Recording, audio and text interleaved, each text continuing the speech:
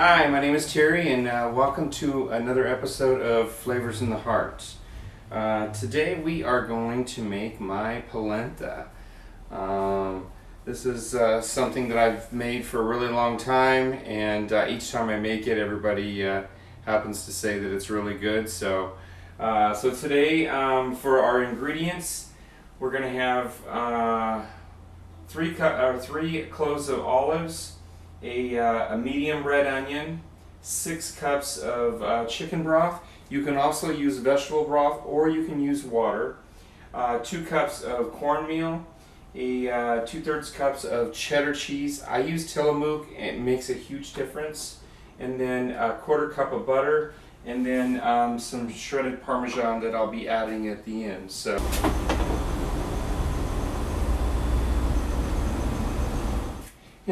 first off, we're going to get started. We're going to break down our onions and the garlic. And so I'm putting this in a larger pan. This is probably enough for 4 to 5 people, maybe even 6. But I don't know, when I make polenta, everybody loves it, so that's where it's at. So we're going to put in the garlic, get that started, and you're just basically breaking down the garlic and the onion so that flavor gets melded in there. And then your onions. Thinking this is good, so I'm going to pour in my 6 cups here. And 4 of that being chicken broth, and then the other 4 is going, or the other 2 is going to be water. And then you're going to bring that to a boil. And then once you bring it to a boil, then that's when you do it. Now, I've always, I've told you guys that one of the things that, that makes my kitchen run easier for me is that I have all my ingredients out ahead of time, have them chopped up and everything. But then I also have them in order so that, I don't have to check my recipe, even though I almost always know my recipe from front to back. But at least I know when I'm looking, okay, so this is where everything goes. So I had that almost out of order. The cornmeal is a coarse cornmeal. I tend to find that it works better and it builds much more. And then the cheese, the varieties of the cheese that you use, you can use cheddar. I like to use cheddar when I tend to have something that's spicy or a little smoky. But yeah, there's just such a variety. And then I finish it off with some nice shaved Parmesan, which is just incredible. I've never had any complaints on this. So. You can smell that garlic and those onions in there, and then that chicken broth is just incredible. And then I didn't lay it out here, but I'll do some salt and pepper at the end just to give it a little seasoning. But when you've got the sugar, and I use salted butter actually in this, not unsalted. But when you've got when you've got the cheese has got a lot of flavor, and then you add that Parmesan at the end, and it's incredible. So I'm bubbling, so I'm going to start to go ahead and just going to stick in about 1/3 of this.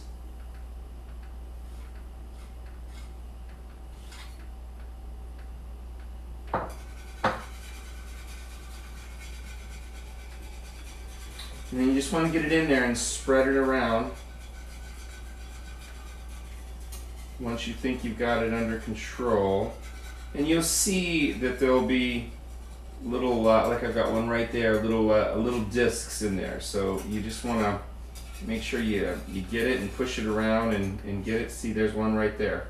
So I got to get him spread out. There we go. Okay, now it's starting to heat up a little bit more, so we're going to stick in another 1/3.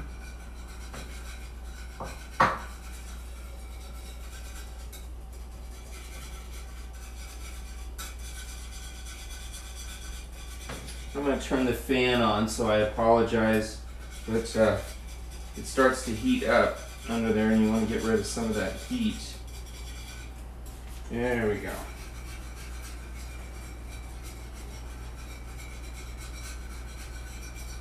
Alright, so I'm ready to stick in the last part of that. There we go. Now I'm going to reduce the heat down just a little bit because I don't want it bubbling all over the place. So I've got it down to a medium now. And then you start seeing it take form.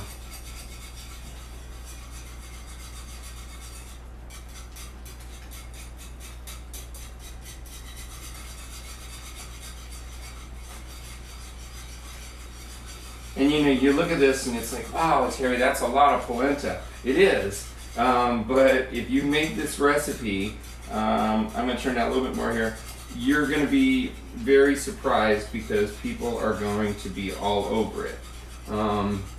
They're either going to ask for seconds or they're going to say, oh, do you have any of that polenta to go? But look how vibrant it is. It's just beautiful. And now you just want to go around and you just want to make sure that you don't have any lumps in there. It's so important because those lumps are basically uncooked cornmeal.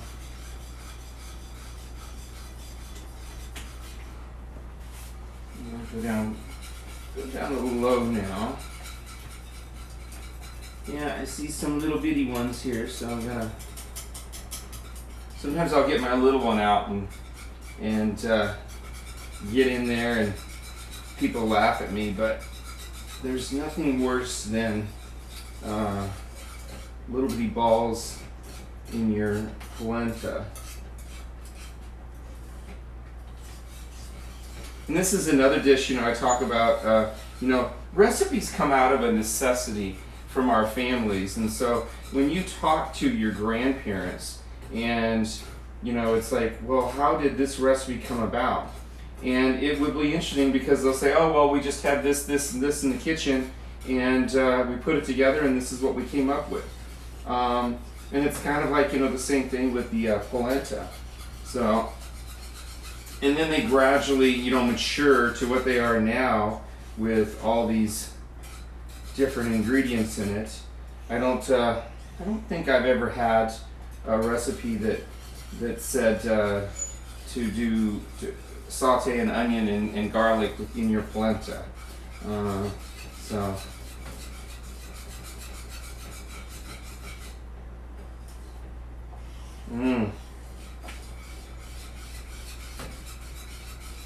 All right, so I'm liking where this is going. You just want to go through it and make sure that you got all your lumps out. And I apologize that my back is to you. Actually,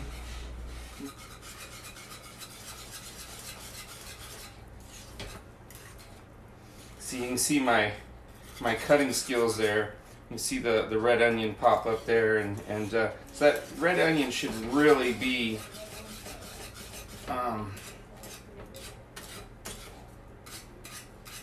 chopped up finely.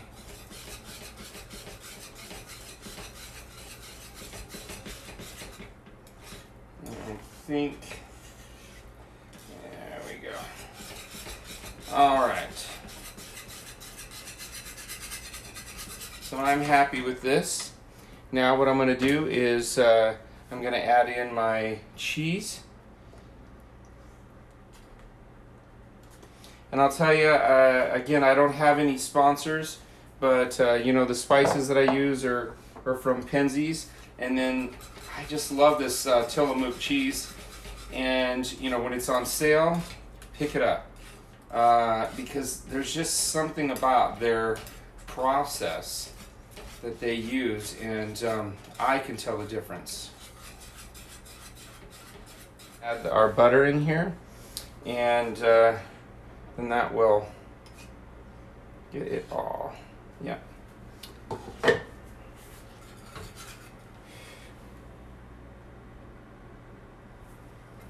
So get that in there. Okay, and then last but not least, this is just another one of my secrets that I just, to finish it off, I put in the shaved Parmesan, and that's it.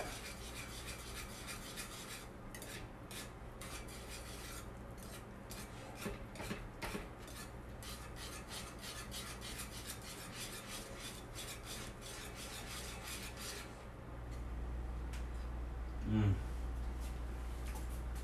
You can taste that butter, those cheeses.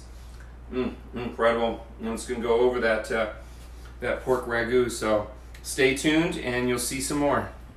All right, well, here we are. Our final concoction, so to speak.